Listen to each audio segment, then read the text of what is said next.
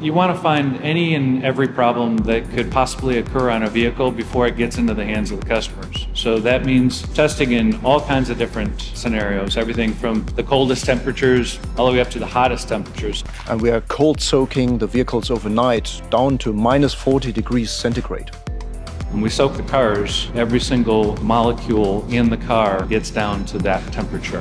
Lubricants change viscosity, they change their properties at different temperatures. The batteries react differently at different temperatures. Their ability to provide power, their ability to accept power when you're charging it.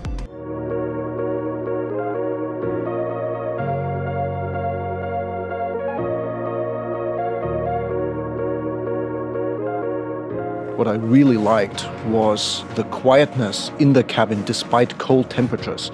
Typically, interior components get noisier as it gets cold. Our customers don't expect 80%, they expect 99.999%. One team, one goal. We're out to produce the perfect vehicle and satisfy our customers 100%.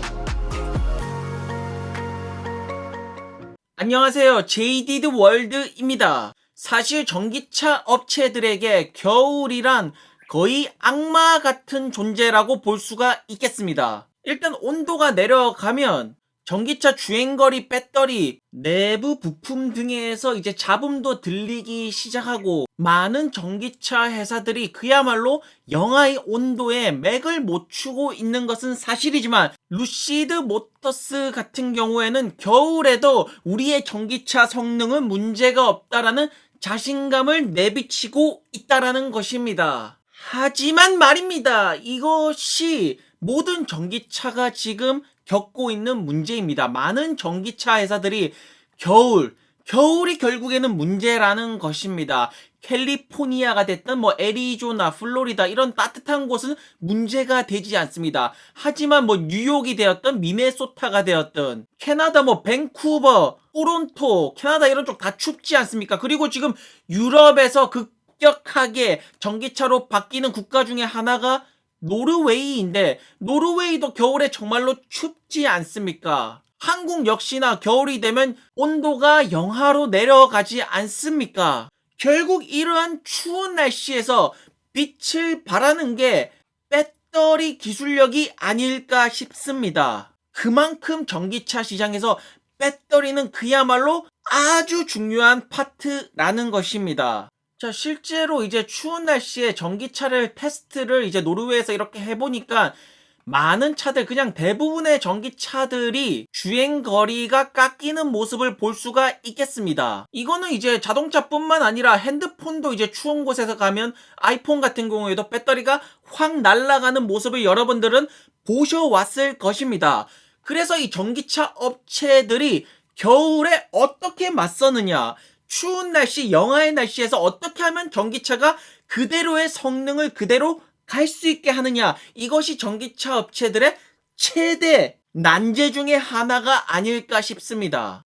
In this video, find out how the Tesla performs in the coldest city in Canada as I charge the Tesla up to 100% and do a real-life range test. Alright, so we're almost done charging the car to 100%. I have a little bit of battery degradation. That's why I have a 371 kilometers of range instead of 402 that my 2020 Tesla Model 3 is supposed to come with. Alright, so I have 371 kilometers of range and I'm gonna start my journey at 5:55 p.m. Perfect. So we took a U-turn, we're heading back. It's minus 30 degrees Celsius right now. The distance traveled is almost 100 kilometers. We are at 10% battery life. Honestly, it's not 10%, it's around 13 to 14% because of, you know what, maybe 15% because the Tesla has decided to keep away some of the battery life on reserve just in case when I run out of battery when I'm at 0%, how much this is. We have made it with 3% left in the battery. Honestly, we'd have a little bit more. The Tesla reserved some of the battery life just in case, like I said. 3%. The whole journey was about 2 hours. We traveled about 175.8 kilometers. 자, 테슬라 모델 3를 이제 영하의 날씨에서 이제 실험을 해보니까 테슬라 모델 3 스탠다드 레인지 플러스가 EPA 예상치로 263마일 주행거리가 나오지만 이게 날씨가 너무 추워버리니까 이제 109마일에 약 175km의 배터리가 3%가 남는 현상이 나오기 시작한다라는 것입니다. 결국 이제 모든 내연기관차가 전기차로 바뀔 것인데 따뜻한 나라만 있는 것도 아니고 겨울이 아주 추운 나라들도 많은 것이고 여러분들 겨울에도 전기차를 몰고 나가야 되는데 이렇게 주행거리가 박살이 난다면 주행거리에 대한 불안감은 다시 상승할 수밖에 없다라는 것입니다. 그만큼 이제 배터리가 됐든 전기차 열온도 처리 부분 이런 기술력들, 배터리 매니지먼트 시스템, 이런 배터리 관련된 소프트웨어 기술력이 아주 중요하다라는 것입니다. 전기차 관련된 문제들은 계속해서 나오고 있습니다. 하지만 변하지 않는 전제가 있습니다. 그것은 The future is electric이라는 이 전제는 변하지가 않는다라는 것입니다. 미국의 우체국도 전기 밴으로 바꾸려고 하고 아마존 역시나 리비안에 투자를 하면서 전기 밴으로 바꾸기 시작하고 포드가 됐든 GM이 됐든 폭스바겐이 되었든 어쨌든 전기차는 거부할 수 없는 미래라는 것입니다. 결국에는 이렇게 거부할 수 없는 미래, 어차피 받아들여야 할 미래라면 기술력을 가진 기업들이 최후의 승자로 남게 되지 않을까라는 생각이 든다라는 것입니다.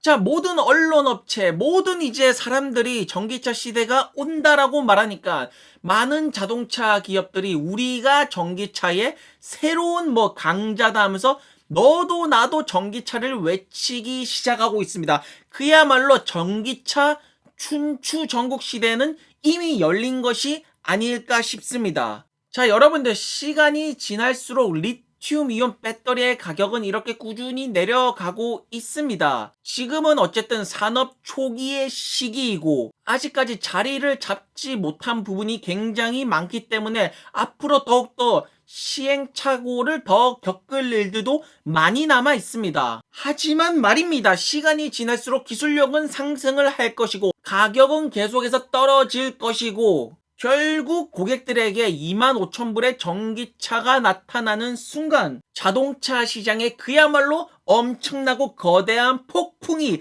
불어일으키지 않을까 싶습니다. 어쨌든 지금 전기차 섹터들이 힘을 못 쓰고 있는 가운데 많은 미국 개미들 내일이면 우리는 별에 갈 수 있지 않을까. 그냥 패스워드를 까먹어 버리겠다. 그리고 이제 저점 내려가면 계속 산다라고 말하는데 이 말은 사실이 될 수가 없습니다. 이미 많은 개미분들 이미 현찰이 없다라는 것입니다. 이미 현찰도 바닥이 나버렸고 이미 이제 다른 이제 종목들도 물려버렸기 때문에 이제 더 이상은 어떻게 할 방법이 나오지 않는 수준까지 그야말로 곡소리가 끝으로 곡소리가 절정으로 가는 단계가 아닐까 싶습니다. 자, 현재 CCIV 차트 같은 경우에는 쌍바닥을 넘어서 지금 트리플 바닥으로 넘어가고 있는 중이라는 것입니다. 자, 이렇게 뭐 아니면 도다라는 식으로 말씀하시는 분들도 점점 늘어나면서 이러한 혼란 속에서 과감하게 배팅에 들어가시는 그런 용자분들도 슬슬 나오기 시작하고 있다라는 것입니다. 자, 여기 계시는 이분은 CCIV 주식을 3,500개 정도 들고 있는데 이제 꼬리 4,000개 정도 모으는 거라고 말하고 있습니다. 사실 주식이라는 것이 그 누구도 정답을 모릅니다. 주식이라는 게 어쨌든 위로 가는 거 아니면 아래로 가는 거 50대 50의 확률이지 않습니까?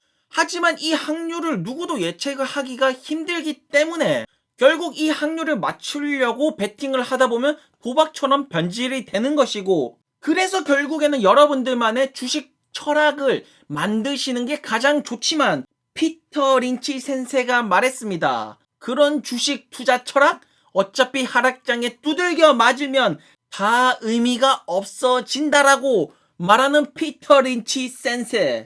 어쨌든 말입니다. 여러분들 돈 벌기는 힘든 것이고 주식시장 역시 굉장한 인내심이 필요한 그런 시장이라는 것입니다. 자, 그런데 지금 자동차 시장을 살펴보시면 알겠지만 자동차 시장은 두 가지 분류로 나뉜다라고 볼 수가 있습니다. 일단 순수 전기차로 시작한 기업들이 있고, 보시는 것처럼 이제 내연기관차에서 전기차로 전환을 꿈꾸는 기업들이 있습니다. 그런데 이제 기존 레거시 전통 이제 자동차 기업들은 이렇게 전기차로 100% 전환하는데 시간이 굉장히 많이 걸릴 수밖에 없는 것입니다. 왜냐하면 여기 회사들은 내연기관차도 팔아야 되고 전기차도 팔아야 되고 정말로 골머리가 아프다라는 것입니다. 자, 그리고 토요타 같은 경우에는 전기차 부분에서 그다지 열정적인 모습을 그렇게 보여주고 있지 않고, 거의 토요타는 전고체 배터리에 올인을 한 모습을 볼 수가 있겠습니다. 아마 여기 보이는 기존 내연기관차 업체들 중에서도 아마 몇몇 기업들은 사라질 것입니다. 역사 속으로 사라질 것이고, 몇몇 기업들은 전기차 전환으로 성공을 해서 결국에는 계속해서 사업을 이어나가지 않을까. 하지만 모두가 살아남을 수 없는 것이 냉혹한 비즈니스의 세계가 아니겠냐라는 것입니다. 자, 그리고 이제 CCIV를 장기적인 투자의 관점이 아니라 스윙 투자로 들어오신 분들은 이제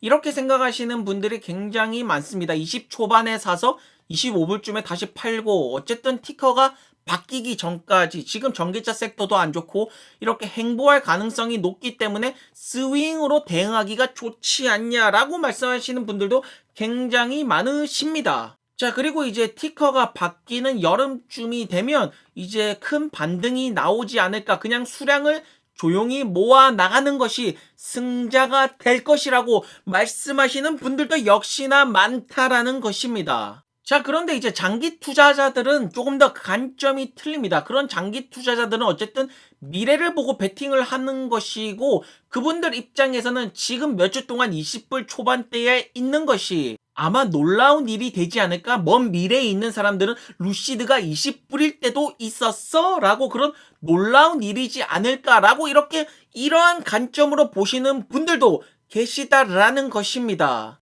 또한 역시나 이제 실제적으로 차량이 출고가 될 때까지 계속해서 수량을 모은다면, 차량 출고가 실시가 된다면 그때부터 폭발적인 상승이 나오지 않을까, 이러한 기대감으로 수량을 모으시는 분들도 계시고, 역시나 사람의 생각은 다양하고 누구의 생각이 가장 높은 수익률을 가져올지는 모르겠지만 어쨌든 말입니다. 생각을 다양하게 하는 것은 좋은 것이라는 것입니다. 자, 그리고 여기를 보시면 평단가가 37불이라고 말하는데 나는 지금 5년 정도 보고 있다. 자, 그리고 여기 계신 이분은 평단가 37에 1000개 정도를 들고 있다라고 말하는데, 사실 이런 분들은 강제적 장기 투자의 느낌이 강하다라는 것입니다. 어쨌든 말입니다. 지금 미국 시장은 너도 물리고 나도 물리고 현찰도 없고 포트폴리오 리밸런싱 시키자니 손절을 쳐야 되고 다 물려버렸고 차트는 보기 싫고, 정말로 잔혹하고 잔인한 주식시장에 오신 여러분들 환영한다라는 것입니다.